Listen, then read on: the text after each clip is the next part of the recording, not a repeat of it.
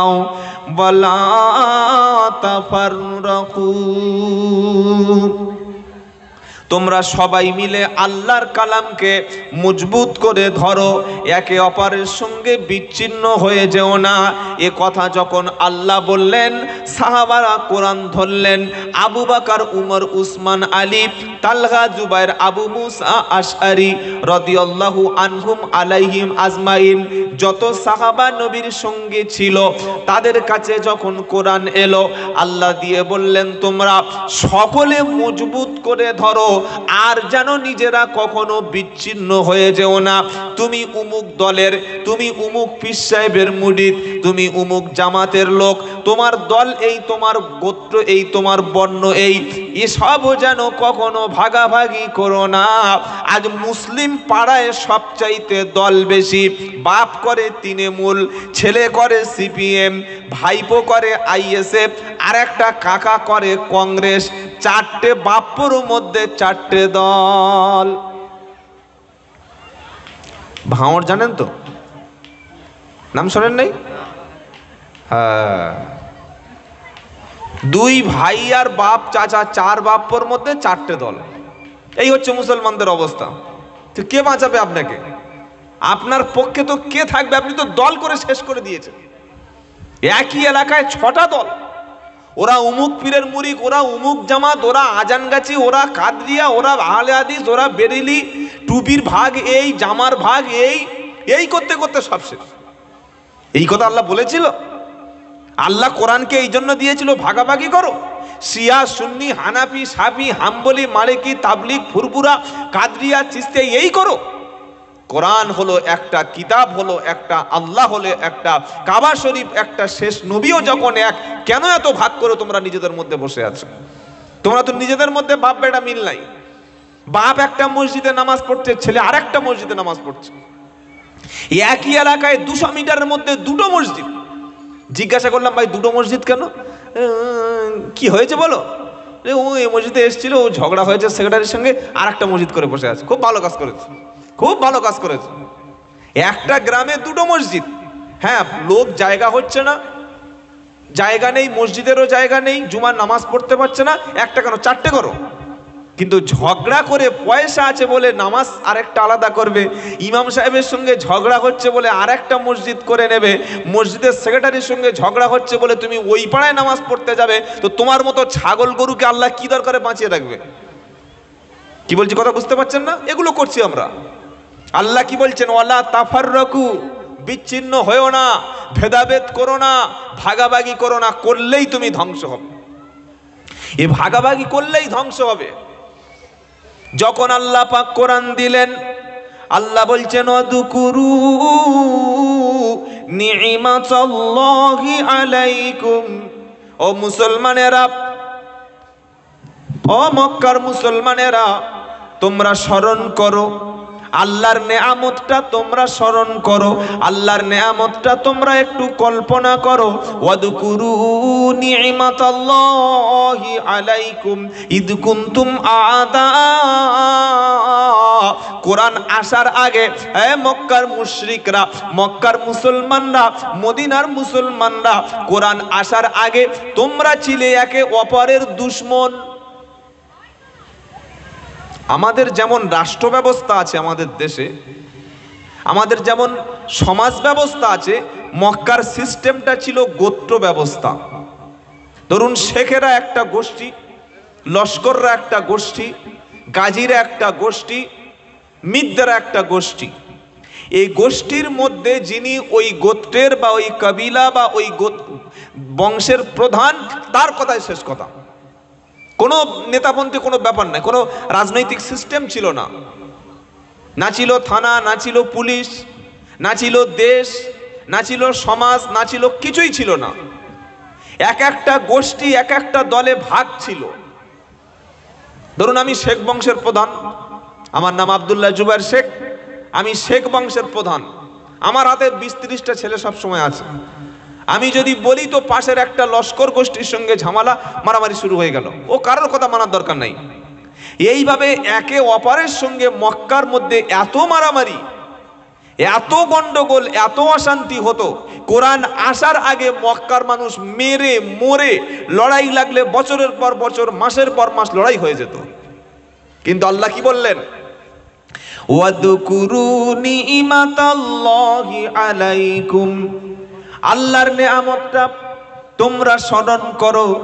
কোরআন এসে আল্লাহ তোমাদের মধ্যে ওয়াদকুরু নি'মাতাল্লাহি আলাইকুম ইদ কুনতুম আ'দাআন ফাআল্লাফা বাইনা কুলুবিকুম ফাআসবাহতুম বিনি'মাতিহি ইখওয়ানা। কোরআন আসার আগে তোমরা দলে দলে ভাগ ছিলে, সাদা কালোতে ভাগ ছিলে, নারী পুরুষে ভেদাভেদ ছিলে, বংশ মর্যাদা নিয়ে অহংকার করতে। কিন্তু কোরআন এসে সিদ্দিকী, কুরাইশি, মাদানি, খান, পাঠান, মুঘল, লস্কর এবং মিদ্দে, গাজী এবং হালদার, ছোট জাত, নিচু জাত, সব ভেদাভেদ কোরআন এসে দূর করে দিল। আর কোরআন এসে তোমাদের সবার সম্পর্ক হয়ে গেল ভাই। কি হয়ে গেল? আরে বলছেন না কেন? আবু বকর হলে উমরের ভাই, উমর হলে উসমানের ভাই, উসমান হলেন আলীর ভাই, একে অপরের হলে ভাই। মক্কার মানুষ হলো মদিনার মানুষের ভাই, মদিনার মানুষ হলো মক্কার মানুষের ভাই, আরবের মানুষ হলো অস্ট্রেলিয়ানের ভাই, আবার ইরানের মানুষ হলো বাংলাদেশের ভাই, ইন্ডিয়ান মানুষ হলে তোমরা শ্রীলঙ্কার ভাই। কোরআন এসে এক কলেমা, এক কোরআন এসে তোমাদের মধ্যে ভ্রাতৃত্ব তৈরি করে দিলে। সাদার পার্থক্য থাকলো না, কালোর পার্থক্য থাকলো না, গরিব থাকলো না, ধনী থাকলো না, ধনী এবং গরিব, সাদা এবং কালো, সবাই একসঙ্গে বসে খেতে শুরু করলো, একই বিছানায় ঘুমাতে শুরু করলো, একই মসজিদে নামাজ পড়তে শুরু করলো, একই লাইনে দাঁড়িয়ে নামাজ পড়তে শুরু করলো, একই সঙ্গে সমাজ ব্যবস্থা শুরু করলো। আল্লাহ বললেন কোরআন আসার আগে তো তোমরা ছিলে শত্রু, আর কোরআন এসে তোমাদের একে অপরের মধ্যে আমি আল্লাহ করে দিলাম তোমরা ভাই এবং ভাই। সুবহানাল্লাহ বলুন। এখন ভাই আছি তো আমরা? ভাই আছি নাকি বোনাই হয়ে গেছে? এখন বলছে ভাই, আর ভোটের সময় শালা বললে মেশিন বার কর ঝেড়ে দি, কে কার মারছে আর খবর নেয় না, তখন আর ভাই থাকে না। ওই বেঈমান হারামখোরদের ক্ষমতায় আনার জন্য আমরা আমাদের ভাইদের খুন করছি, আমরা আমাদের প্রতিবেশীদের খুন করছি। তাই মনে রাখবেন, আজকের বাংলা এবং ভারতবর্ষে টেলিভিশন চ্যানেলগুলি খুললেই শুধু হিন্দু আর মুসলমান। তাদের কাজ হচ্ছে দাঙ্গা বাঁধিয়ে বিশাল একটা প্ল্যান নিয়ে তারা কাজ করে যাচ্ছে। অথচ রাত 12টা 1টার সময় আপনি যদি বিপদে পড়েন, আপনার প্রতিবেশী ওই হিন্দু ভাই ছুটে আসবে। আপনি বিপদে পড়লে আপনার প্রতিবেশী মুসলমান ভাই ছুটে আসবে। কোনো নেতাকে ওই সময় খুঁজে পাবেন না। আপনার বাড়িতে আগুন লাগলে ওই প্রতিবেশী ভাই ছুটে আসবে। কিন্তু আজকে টিভি চ্যানেলগুলি, টেলিভিশন চ্যানেলগুলি যেভাবে বিশুদ্ধার করছে, মিথ্যা খবর নিয়ে যেভাবে মানুষের ব্রেনে ঢুকিয়ে দিচ্ছে, মনে হচ্ছে যেন হিন্দুরা মুসলমানদের শত্রু, মুসলমানরা হিন্দুদের শত্রু। আজ হাজার হাজার বছর ধরে মিলেমিশে আছি, আমাদের মধ্যে কোনো ভেদাভেদ ছিল না। কিন্তু বর্তমান পরিস্থিতিটা, এই রাজনৈতিক কারবারিরা, বেঈমানরা, নেতাগুলি তাদের নিজেদের স্বার্থকে উদ্ধার করার জন্যে, আর টেলিভিশন চ্যানেলগুলি তাদের টিআরপি, তাদের ব্যবসা বাড়ানোর জন্যে যেভাবে বিষ ঢুকিয়ে দিচ্ছে, মিথ্যা মিথ্যা খবর পরিবেশন করছে, খবর দেখলেই আপনার মাথা গরম হয়ে যাবে। কি বলছি কথা বুঝতে পারছেন না? এজন্য রক্ত দিয়ে হলেও, জীবন দিয়ে হলেও আমাদের ভালোবাসা, আমাদের সম্প্রীতি, আমাদের মহাব্বত, হিন্দু মুসলমানদের মধ্যে একে অপরের প্রতি যে ভালোবাসা, এটা আমাদেরকে টিকিয়ে রাখতে হবে। আপনি ভাববেন না যে সব হিন্দু আপনার শত্রু, আপনি ভাববেন না সব মুসলমান আপনার শত্রু, এটা মাথায় রাখবেন। 2-4টে ছুঁচো, বাঁদর, ইঁদুর সাম্প্রদায়িক লোক মুসলমানদের মধ্যে থাকবে, হিন্দুদের মধ্যে থাকবে, কিন্তু আমাদের কাজ হলো মানুষকে ভ্রাতৃত্ব, ভালোবাসা, সৌহার্দ্য দিয়ে আমাদের তাদেরকে কাছে টেনে নেওয়া। আজও পর্যন্ত বাংলার জমিনে মসজিদগুলিতে দেখবেন আসরের নামাজের পরে ইমাম সাহেবের কাছে হিন্দু মা বোনেরা বাচ্চাদের জন্য জল পড়া তেল পড়া ঝাড়ফুঁক করে নিয়ে যায়, যায় কি যায় না? যায় কি যায় না?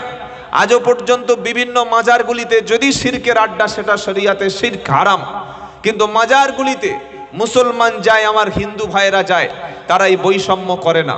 কিন্তু আমাদের বর্তমান পরিস্থিতিটা যেভাবে তৈরি করে দিয়েছে, উত্তপ্ত করে দিয়েছে, আমরা খবর দেখছি, হাতের মধ্যে মোবাইল নিয়ে 24 ঘন্টা দেখছি, এটা বিশ্বাস করছি, আর আমাদের রক্ত এমন গরম করে ফেলছি, মনে হয় যেন এই মারামারি লেগে গেল, এই একটা অশান্তি শুরু হয়ে গেল। সুতরাং এই সমস্ত ভুয়ো খবর থেকে সবসময় বিরত থাকবেন।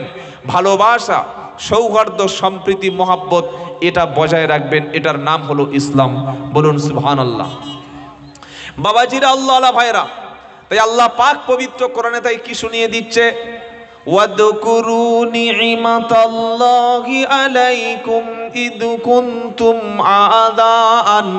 ও মুসলমানরা, কোরআন আসার আগে ছিলে তোমরা শত্রু, কোরআন এসে তোমাদের মধ্যে ভ্রাতৃত্ব, সৌহার্দ্য, মোহাব্বত তৈরি করে দিল। একবার জোরে বলুন সুবহানাল্লাহ। তোমরা ভাই হয়ে গেলে। এখন আমরা কি, আরে বলছেন না কেন? ভাই, একে অপরের ভাই, আমাদের মধ্যে কোনো ভেদাভেদ নাই। তারপরে আল্লাহ বলছেন, ওয়া কুনতুম আলা শাফা হুফরাতিম মিনান নারি ফাআনকাদাকুম মিনহা। ও মানুষেরা, কোরআন আসার আগেই তোমরা ছিলে জাহান্নামের কিনারায় দাঁড়িয়েছিলে, আগুনের কিনারায় দাঁড়িয়েছিলে। তোমরা তো মদের মধ্যে ডুবেছিলে, সুদের মধ্যে ডুবেছিলে, মানুষ হত্যা করতে তোমাদের হাত কাঁপতো না। কোরআন আসার আগে মক্কার মানুষ সন্তান হয়েছে কন্যা, এই কন্যা সন্তানকে আরবের সমাজ কোনোদিন বাঁচতে দিত না। কন্যা সন্তানকে মানুষ মাটির মধ্যে পুঁতে দিত। কেন?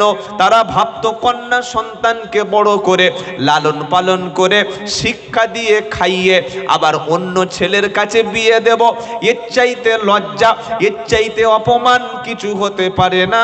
তাই তারা কন্যা সন্তানকে খুন করে দিত। আল্লাহ পাক তাই শোনাচ্ছে, তোমরা তো জাহান্নামের কিনারায় দাঁড়িয়েছিলে, তোমাদের খাওয়ার বস্তু হিসাবে মদকে তোমরা গ্রহণ করেছিলে, মানুষকে হত্যা করতে 2 মিনিট তোমাদের হাত কাঁপতো না। তোমরা এমন কঠিন পাপের মধ্যে গিয়েছিলে, আল্লাহর ঘর কাবা শরীফ বাইতুল্লাহ, এই ঘরের মধ্যে লাত, মানত, উজ্জা, হাবল আরো 360টা মাবুদকে আল্লাহর পরিবর্তে তোমরা সেখানে ইবাদত করতে, তাদের কাছে সাহায্য চাইতে। ওয়া কুনতুম আলা হুফরাতিম মিনান নারি ওয়া কুনতুম আলা শাফা হুফরাতিম মিনান নার। কোরআন আসার আগে তোমরা জাহান্নামের আগুনের মুখোমুখি পৌঁছে গিয়েছিলে, জাহান্নামের আগুনের কাছাকাছি পৌঁছে গিয়েছিলে। কোরআন এসে তোমাদেরকে ওই আগুনের মধ্য থেকে টেনে টেনে বার করে জান্নাতের রাস্তায় কোরআন পৌঁছে দিল। ও মুসলমানেরা, সেই কোরআনের ধারে কাছে তো আমরা বসি না। কি করে আসবে আমাদের মধ্যে শান্তি, ভালোবাসা, ভ্রাতৃত্ব, সৌহার্দ্য আসবে কি করে? আমরা মানুষকে শত্রু বানিয়ে ফেলেছি। নিজের মায়ের পেটে ভাইয়ের সঙ্গে যে কথা বলে না, সে মানুষ? ও তো মানুষ না। নিজের মায়ের পেটের বোনের সঙ্গে যে কথা বলে না, ও তো মানুষের মধ্যে পড়ে না। এই বাবাজিরা, আল্লাহ ভাইরা, তাকে আপনি মুসলমান বলছেন কি করে? যে নিজের মায়ের পেটের ভাইয়ের সঙ্গে জমি জায়গা নিয়ে অশান্তি করে, জায়গাটা জোর করে দখল করে নিয়ে বসে ঘর বেঁধে দোকান চালিয়ে খাচ্ছে, তাকে মুসলমান বলে কখনো মানা যায়? ও তো নাফরমান, ও তো পরের সম্পত্তি জবরদখলকারী। এরকম পরের সম্পত্তি জবরদখলকারী কোনোদিন ঈমানদার না। বলে কেন?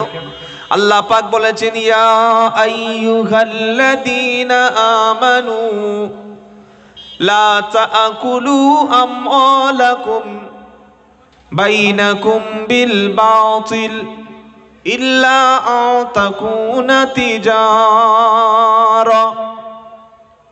এটা 5 পারা 2য় পৃষ্ঠা 1ম লাইনে 29 নম্বর আয়াতে সূরা নিসাতে ও বিশ্বাসী ইমানদারেরা, লা তাকুলু আমওয়ালাকুম বাইনাকুম বিল বাতিল, অন্যায় ভাবে অসৎ ভাবে জবরদখল করে ক্ষমতা দেখিয়ে পাওয়ার দেখিয়ে তোমরা অপরের সম্পত্তি অপরের মাল তোমরা জবরদখল করো না। কথাটা কার? বানানে কথা বলছি বলে মনে হচ্ছে। বিশ্বাসী ইমানদারদের বলছে, ইমানদার তুমি যদি ইমানদার বলে দাবি করো, জোর করে দখল করা সম্পত্তি, জোর করে দখল করা জমি, জোর করে দখল করা অর্থ, ইমানদার তুমি দখল করো না। যারা জোর করে জবরদস্তি করে পরের সম্পত্তি, পরের জায়গা, পরের টাকা, পরের ঘর, পরের বাড়ি দখল করে, এরা কখনো ইমানদার না। চামড়াটা দেখতে মুসলমান, দাড়ি থাকবে 6 ইঞ্চি, মাথায় থাকবে সাদা টুপি, পা পর্যন্ত পাঞ্জাবি থাকবে, দেখা হলে সালাম দেবে, গরুর মাংস চিবিয়ে খাবে, মাঝে মাঝে মিলাদে বসবে, কিন্তু অপরের সম্পত্তি যখন দখল করে খাবে, ওটা ইমানদার বলে আল্লাহ কখনো মানে না। ইমানদার অত সহজ? আর জান্নাত কি অত সহজ নাকি? কি গো বাবাজিরা, আম হাসিবতুম আন তাদখুলুল জান্নাতা ওয়ালাম্মা ইয়াতিকুম মাসালুল লাযিনা খালাউ মিন ক্বাবলিকুম মাসাতহুমুল বাসাউ ওয়াদ-দাররা ওয়া যুলজিলু হাত্তা ইয়াকুলার রাসূল ওয়াল্লাযিনা মাআহু মাতা নাসরুল্লাহ আলা ইন্না নাসরাল্লাহি করিব। দ্বিতীয় পারা 12 পৃষ্ঠা 13 নম্বর লাইনে 214 নম্বর আয়াত। আমার আল্লাহ পাক শুনিয়ে দিচ্ছে, বান্দা শুনে রাখো। হে নবী, তোমরা কি মনে করেছো মুসলমান এমনি এমনি জান্নাতে প্রবেশ করব, খালি দুটো সেজদা দেব, বছরে 40,000 টাকার মাল কিনে কুরবানি দিলাম, আর আমি মাথায় টুপি দিয়ে সুবহানাল্লাহ দুবার বললাম, জান্নাতেই চলে গেলাম? তোমাদের আগে ঈমান এনেছিল যারা, কাউকে জ্যান্ত আগুনে পোড়ানো হয়েছে, কাউকে দাঁড় করিয়ে কোড়া দিয়ে চিরে দুটুকরো করে দেয়া হয়েছে, কাউকে পাথর মারতে মারতে মেরে দেয়া হয়েছে, কাউকে ঘর ছাড়তে হয়েছে, কারোর জন্ম ভিটা ছেড়ে বিদেশে পাড়ি দিতে হয়েছে। মার খেতে খেতে যখন শেষ হয়ে গেল, তারা বলল, রব্বানা কবে আমাদের উপর সাহায্য মদত আসবে? আমার নবী শুনিয়েছে, আলা ইন্না নাসরাল্লাহি করিব, আল্লাহর সাহায্য এবং মদতটা তোমাদের উপরে আসবে, তবে সেটা খুব কাছে। ফজরের নামাজ পড়ে মসজিদ থেকে তসবিহ হাতে নিয়ে বার হয়ে 33 বার সুবহানাল্লাহ, 33 বার আলহামদুলিল্লাহ, 34 বার আল্লাহু আকবার বলে 100 দানা তসবিহ পড়ে পকেটে রেখে মনে করলে জান্নাত কিনে নিয়েছি। এটা এত সহজ? এত সহজ পেয়েছেন? অত সহজ না। জান মাল সব চলে যাবে আল্লাহর রাস্তায়। কেন জান যাবে, কেন মাল যাবে? খালি ঈমান আনার কারণে। কি কারণে বলছেন না কেন? ওয়ামা নাকামু মিনহুম ইল্লা আইয়ুমিনু বিল্লাহিল আজিজিল হামিদ। আমার আল্লাহ পাক শুনিয়ে দিচ্ছে, তোমরা যে মার খাচ্ছ, অত্যাচারিত হচ্ছ, নির্যাতিত হচ্ছ, একটাই কারণ, তোমরা ঈমান এনেছো। তোমাদের মধ্যে আর অন্য কমিউনিটির মধ্যে পার্থক্য হচ্ছে এটাই, তোমরা মদ খাওয়াকে অপছন্দ করো, মদের বিরুদ্ধে তোমরা বক্তব্য দাও। যেদিন তোমাদের ইমাম বলবে সকলে মদ খাও, কোনো অসুবিধা নাই, যেদিন জলসা থেকে বলা হবে মাল খাওয়াতে কোনো পাপ নাই, আর সেদিন মদখোররা তোমার শত্রু থাকবে না। যেদিন তোমাদের ইমাম সাহেব বলবে সুদের মাল খেয়ে তুমি জীবন যাপন করো, সুদ খেলে কোনো পাপ হবে না, সেদিন সুদখোরেরা তোমাকে বুকের সঙ্গে তুলে নেবে, আর সমাজে তোমার শত্রু থাকবে না। যেদিন তোমার ইমাম, তোমার হুজুররা, তোমার দাওয়াত ও তাবলীগের সাথীরা বলবে যত পারো জেনা করো, যার মেয়ে নিয়ে যেখানে খুশি টেনে নিয়ে যা খুশি করো, তোমাদের কোনো পাপ নাই, এটা এনজয় করার জায়গা, সেদিন জেনা করে না আর তোমাদের বিরুদ্ধে কিছু বলবে না। যেদিন তোমাদের মৌলবীরা বলবে পর্দা বলতে কিছু নাই, নারীর শরীরটা তো স্বাধীন শরীর, ও যেমন খুশি তেমন পোশাক পরবে, পর্দা করলে হয়, ছোট পোশাক পরলে হয়, এদিন এই কথাটা যেদিন মুসলমান মুসলমানরা বলবে আর পর্দা বিরোধীরা তোমাদের শত্রুতা করবে না। কথা কিছু মাথায় আসছে বাবা? আমাদের শত্রু কেন বুঝতে পারছেন? কেন শত্রু আপনার? পৃথিবীতে তো 700 কোটি মানুষ আছে, 800 কোটি 750 কোটির মতো, আর ধর্ম প্রায় 2200-র বেশি ধর্ম আছে, 2000-এর বেশি। আপনি তো মনে করছেন হিন্দু, মুসলমান, খ্রিস্টান, জৈন, এই 4-5টা ধর্ম না ভাই। গোটা পৃথিবীতে 2200-র উপরে ধর্ম আছে, রিলিজিয়ান আছে। তো বেছে বেছে এত দুশ্মনী তোমার কেন? কেন তোমাকে কেউ সহ্য করতে পারে না? 1 নম্বর কারণ হলো অন্য কারোর সংস্কৃতির সাথে, অন্য কারোর অপরাধের সাথে তোমার পার্থক্য আছে। তুমি মদ খেতে পারো না, শুধু খাবে না নয়, যারা খাবে তুমি তাদের বিরোধিতা করছো, তারা তোমার ছেড়ে দেবে? তুমি জেনা করবে না, আবার যারা জেনা করবে, যারা এনজয় করবে, যারা নিজের বউকে বাদ দিয়ে পাড়ার মেয়েদেরকে টেনে নিয়ে দীঘায় যাবে, অন্য মেয়ের সঙ্গে নটর ফটর করবে, তুমি তাদের বিরুদ্ধে কথা বলবে, তারা তোমার ছেড়ে দেবে? তুমি তাস খেলবে না, তুমি জুয়া খেলবে না, আবার যে তাস খেলবে তাদের হাত ধরে তুলে এনে মসজিদে বসিয়ে তাসের আড্ডাটা ভেঙে দেবে, ছেড়ে দেবে? আপনাদের এলাকায় বলতা বোঝেন? বলতা জানেন তো কি সাইজের মাল? আরে ভীমরুল কেন, ভীমরুল বলতা আর ভীমরুল এক? বলতার কামড় খেয়েছেন তো জীবনে? হ্যাঁ, ছোটবেলায় কয়েকবার খেয়েছি আমি। কি বুঝলেন? এই হলুদ সাইজের মাল, একদম এই ক্যাপসুলের মতো। একবার যদি সেন্টারে কামড় দেয় 14 পুরুষ লাফাবে। কি বুঝলেন? আর যে মালটা ভীমরুল বলছেন, ট্যাবলেটের মতো, মুখের দিকে কালো, পেটের দিকে লাল, আর লেজের কাছে কি কালো, এরকম মোটা ভীমরুল বিশাল বড় একটা খিরিস গাছে চাক করেছে।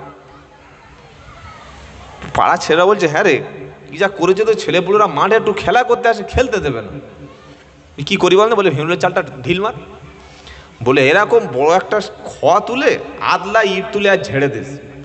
যেই মেরেছে চাকে, শতিনিক ভীমরুল ছুটে এসে মাথা থেকে পা পর্যন্ত কামড়ে ওর সন্ধ্যা পর্যন্ত হার্ট অ্যাটাক হয়ে গেছে। তো তুমি চাকে ঢিল মারবে, সে তোমার ছেড়ে দেবে? তুমি তো মদের চাকে ঢিল মারছো জলসায় বসে বসে, তুমি তো সুদের চাকে ঢিল মারছো মসজিদে বসে বসে, তুমি তো জেনার চাকে ঢিল মারছো দাওয়াত ও তাবলীগের মেহনত থেকে বসে বসে। কি কথা বুঝতে পারছেন না? তোমার দুশ্মন কেন? তোমার মেয়েকে উলঙ্গ পরে, বিকিনি পরিয়ে, ব্রা পরিয়ে নিয়ে দিঘা ঝাঁপ মারো না, কেউ তোমাকে খারাপ বলবে না। তুমি মদের বোতল দুবেলা মসজিদের সামনে বসে খাও না, তোমার কেউ খারাপ বলবে না। তোমার বাড়িতে গান বাজনা অনুষ্ঠান হোক না, কেউ তোমার খারাপ বলবে না। তুমি সুদের মাল দুবেলা কোত করে খেয়ে নাও, তোমার কেউ খারাপ বলবে না। তাই আমরা যারা মুসলমান বলে দাবি করি, আমাদের ধর্মটা এত খারাপ কেন বানানো হয়েছে? তার কারণ হলো আমরা অপরাধ করতে চাই না, আর অপরাধ যারা করে তাদেরকে আমরা করতে দিই না। এটাই হচ্ছে ইসলামের একটা সবচাইতে বড় বৈশিষ্ট্য। তা'মুরুনা বিল মা'রুফি ওয়া তানহাউনা আনিল মুনকার। তোমরা শুধু সৎ কাজের আদেশ করলে হবে না, অন্যায় অসৎ কাজ থেকে নিষেধ করবে মানুষকে। আর যারা ক্রাইম থেকে নিষেধ করবে, ক্রিমিনালদেরকে ভালো পথে ফিরিয়ে আনবে, তাদের ছেড়ে দেবে? বলে হুজুর এটা বুঝতে পারছি না, একটু ভালো করে খুলে বলুন তো দেখি। একটু খুলবো। নবীর বয়স 40 বছর 11 দিন পর্যন্ত মক্কার মানুষ মদিনা নবীকে শত্রু একটাও ছিল না। আবু জাহেল নবীকে খারাপ কোনোদিন বলতো না। আবু লাহাব মুহাম্মদ সাল্লাল্লাহু আলাইহি সাল্লামের সঙ্গে কোনোদিন ঝামেলা হয় নাই। নবীর বয়স 63 বছর বেঁচে ছিলেন। 40 বছর বয়স পর্যন্ত মক্কার মানুষের সোনাগুলি নবীর কাছে ব্যাংক মনে করে ডিপোজিট করত। মক্কার মানুষের ঘোড়াগুলি, উটগুলি, গৃহপালিত পশুগুলি মুহাম্মাদের বাড়িতে, বলুন সাল্লাল্লাহু আলাইহি সাল্লাম, মুহাম্মদ সাল্লাল্লাহু আলাইহি সাল্লামের বাড়িতে আমানত হিসাবে রেখে তারা বিদেশে চলে যেত। একটাও দুশমন মক্কার জমিনে নবীর কখনো কেউ ছিল না। 40 বছর বয়স পর্যন্ত নবীকে সকলে খুব সম্মান করত।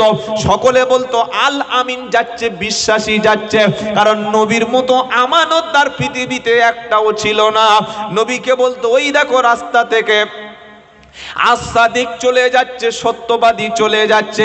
কেউ নবীর বিরুদ্ধে কথা বললে ওই মক্কার কুরাইশ কুফারেরা তারা নবীকে প্রোটেকশন দিত, তারা নবীকে হাই সিকিউরিটি দিত, নবীর জানমালের সম্পূর্ণ সিকিউরিটি মক্কার মানুষ দিয়ে দিত। কিন্তু 40 দিন পরে নবী যখন হেরা গুহা থেকে ফিরে এসে আল্লাহর কথা বলতে শুরু করলো, নবী প্রথমে বলতে শুরু করলো ইয়া আইয়ুহান নাস কুলু লা ইলাহা ইল্লাল্লাহু তুফলিহুন। হে মক্কার মানুষেরা, লা ইলাহা প্রথমে আছে নেগেটিভ, প্রথমে বলে দিয়েছে কেউ নাই, কোনো আইনদাতা নাই, কোনো বিধাতা নাই, কোনো ক্ষমতাধর নাই, কোনো পাওয়ারফুল নাই, কোনো রাজনৈতিক নেতা নাই। বৃষ্টি কেউ দিতে পারে না, বাচ্চা কেউ দিতে পারে না, রুজি কেউ দিতে পারে না, আইন কারোর হুকুম মতো চলবে না, দেশ কারোর বাবার কথা মতো চলবে না, রাষ্ট্র কারোর কথা মতো চলবে না, আল্লাহর হুকুম মতো চলবে। ইল্লাল্লাহ, আল্লাহ ছাড়া আর কোনো ইলাহা নাই। কথাটা যখন বলল আবু জাহেলের বুকে তখন বুলেট ঢুকে গেল। কি ঢুকে গেল? তো ভালোই ঝামেলা শুরু করে দিল, ভালোই ঝামেলা করছে দেখছি তো। এতদিন পর্যন্ত কি সুন্দর আমাদের বাড়ি খাচ্ছিল, আমাদের এখানে ঘুরছিল, সকলে তার কাছে টাকা পয়সা জমি জায়গা সব তো জমা দিচ্ছিল। হঠাৎ মাথায় কি ভূত চাপলো? কে বলতে বলেছে আইনদাতা কেউ নাই? 360 জন আছে আমাদের, মানে ওদের বৃষ্টি দেয় একজন, বাচ্চা দেয় আরেকটা খোদা, অসুস্থ থেকে সুস্থ করে আরেকটা খোদা, চিকিৎসার জন্য আরেকজন আছে, জমিতে ধান হয় না, গম হয় না, আরেকজন। কি শুনছেন আপনারা? মোহাম্মদ কি বলছে, কি বলছে? বলছে আল্লাহ ছাড়া কোনো ইলাহ হয় কোনোদিন? 360টার পাওয়ার বেশি না আল্লাহর পাওয়ার বেশি? তারা বললে ওরে ও আজিবু আন জাআকুম, তাদের কাছে আশ্চর্য কথা বলতে লাগলো। তারা বলল তোদের বাপদাদার ধর্মটা মেনে নে, মুহাম্মাদের ধর্মে কখনো পা রাখবি না। ও ধর্ম মেনে নিলে বড় বড় মাল খাওয়া যাবে না। মুহাম্মাদের হাতে হাত দিবি না, মুহাম্মাদের হাতে হাত দিলে তাহলে পরের মেয়ে নিয়ে ফুর্তি করতে পারবি না। মুহাম্মাদের হাতে হাত দিবি না, মুহাম্মাদের হাতে হাত দিলে উলঙ্গ হতে পারবি না। উলঙ্গ বোঝেন? বোঝেন না উলঙ্গ? যেখানে ফাংশন হচ্ছে দেখেন, পরশুদিন ফিরছিলাম বর্ধমান থেকে, রায়না থেকে, আর আমার বাড়ির কাছে, আমার বাড়ি তো চাম্পাহাটি, সায়েন্স সিটি পার হয়ে ওই সোনারপুরের জলপথের রাস্তা থেকে আসছি, রাত তখন 3টে বাজে, 8টা-10টা মেয়ে ফাংশন হচ্ছে, এমন ড্রেস পরেছে 60 বছরের বুড়ো লোক দেখলে রাতে কাঁদতে হবে, এমন ড্যান্স তারা করছে, আর সেখানে মাছি ঠিক ঠিক করছে। এরকম টাটকা সুখ ছেড়ে কেউ বোরকা পরাবে? এই টাটকা নগদ মালগুলো বাদ দিয়ে কেউ বাকি খাবে? কি গো, যেটা টাটকা সেই মালটা খাবে? ঢাকা মাল খাবে কেন? কেউ মাংস রান্না করে দিচ্ছে, একদম মুখে তুলে দিচ্ছে, সেই মাল বাদ দিয়ে কেউ বাজার থেকে কিনে এনে কষ্ট করে রান্না করবে? তারা বললে মোহাম্মদ কি বলেছে শুনেছিস? সাল্লাল্লাহু আলাইহি সাল্লাম। আমি যখন মোহাম্মদ বলবো, যদি সম্ভব হয় অন্তর থেকে বলবেন সাল্লাল্লাহু আলাইহি সাল্লাম। এটাও একটা দরুদ, বলুন সুবহানাল্লাহ। আর আমাদের বক্তা শিখেছে কি আল্লাহুম্মা সাল্লি আলা, আল্লাহুম্মা না আল্লাহুম্মা, কোনটা? আরে বলছেন না কেন? নামাজে দরুদ পড়ছে তারাবির সময়, আল্লাহুম্মা সাল্লি আলা মুহাম্মাদ ওয়া আলা মুহাম্মাদ, আল্লাহুম্মা বারিক। কি বললো রে? আল্লাহুম্মা সাল্লি আলা মুহাম্মাদ ওয়া আলা, ওয়ালা নয়। দরুদের মধ্যে যে ভুল আমরা বক্তারা করি আর সাধারণ মানুষকে যা করেছি, একটাও দরুদ কবুল হয় না। বক্তা কি বলে দিয়েছে? দরুদ শরীফ আল্লাহুম্মা সাল্লি আলা, সাল্লি ওয়ালা আলে ওয়ালা না ওয়ালা কোনটা কি গো? সারা জীবন ভুল শিখে গেছি, ভুল সংশোধন করলাম না। যা হোক, যখন মোহাম্মদ বলবো তখন বলবেন সাল্লাল্লাহু আলাইহি ওয়াসাল্লাম। এটা একটা দরুদ। আজকের মুসলমানদের দুশমন বিশ্বব্যাপী কেন বুঝতে পারা যাচ্ছে কি? এই দুশমন কিন্তু শুরু হয়নি আজকের, এ দুশমনি শুরু হচ্ছে ইসলামের প্রথম থেকে। তারা বললে মোহাম্মদ যা করছে মেনে নেওয়া যাবে না, ওর বিরুদ্ধে আইন পাশ কর। কি আইন? বললে আইন যেটা পাশ করবি সেটা হলো যেখানে যেখানে মুহাম্মদ ইসলাম কোরআন প্রচার করবে, আর আল্লাহর নবীর কাজ ছিল তো কোরআনের প্রচার করা। কিসের প্রচার করা? জেনে বলেন। যেখানে যেখানে মোহাম্মদ কোরআন প্রচার করবে সেখানে গিয়ে তোরা বাধা দিবি, কখনো ঢোল বাজাবি, কখনো গান বাজনা করবি, কখনো শীষ দিবি, কখনো অনুষ্ঠান সংস্কৃতি অনুষ্ঠান দিবি। কারণ কোরআন শুনছে যারা, সত্য ধর্ম পেয়ে যাচ্ছে তারা। খ্রিস্টানেরা, ইহুদিরা, হাজার হাজার অমুসলিম ইসলাম কবুল করছে, তারা মুসলমানদের দেখে ধর্ম পালন করে না। কারণ আমরা যা মুসলমান, আমাদের দেখলে কেউ ইসলাম আনবে না, আমাদের কাজকর্ম ইসলাম বিরোধী। ইহুদি, খ্রিস্টানেরা, জৈনরা প্রথমে তারা কোরআন পড়ছে, নবীর জীবনীটা ভালো করে পড়ছে, আর তাদের নিজের জীবনটা মেলাচ্ছে। যখন আল্লাহর কালাম পড়ল, যখন নবীর জীবনী পড়ল, সত্য তখন পেয়ে গেল। আর সত্য যখন পেয়ে গেল, মিথ্যা থেকে তখন তারা দিনের পথে ফিরে আসলো। কারণ সত্য এসেছে মিথ্যাকে বিলুপ্ত করে দেওয়ার জন্য। কোরআন শোনাচ্ছি, ওয়াকুল জা আল হক ওয়া যাহাকাল বাতিল ইন্নাল বাতিলা কানা যাহুকা।